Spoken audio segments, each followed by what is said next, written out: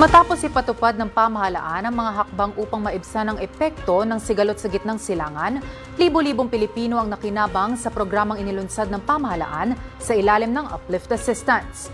May report si Ding Gulimlim.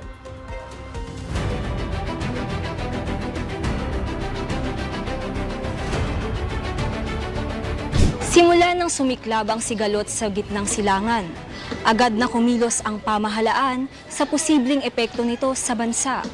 Agarang nagdeklara ng State of National Energy Emergency at inilunsad ang Unified Package for Livelihood, Industry, Food at Transport o Uplift Assistance.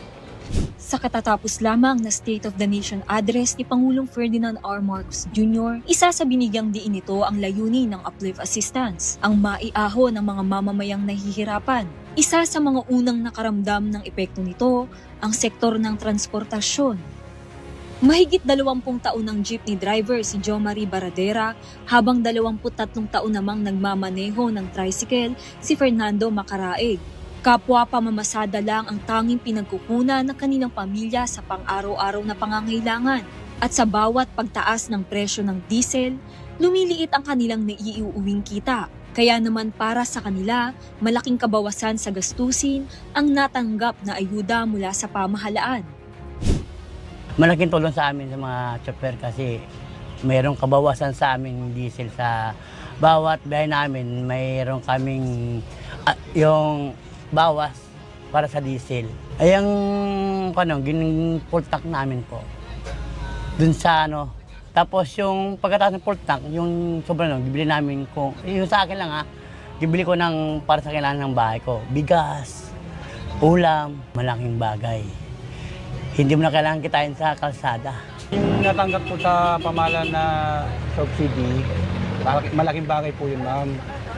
Kasi pambili ng bigas, pambili ng mga pang-araw-araw, pambayad sa kuryente, tubig, baon ng mga bata. Para naman kay Jennifer, isang 4-piece beneficiary, na inilaan ang nakuhang ayuda upang maipandagdag puhunan sa kanilang maliit na negosyo. Nung nakatanggap po ako nung 2K na galing po kay BBM, ginamit ko po, dinagdag ko po dito sa puhunan ko po.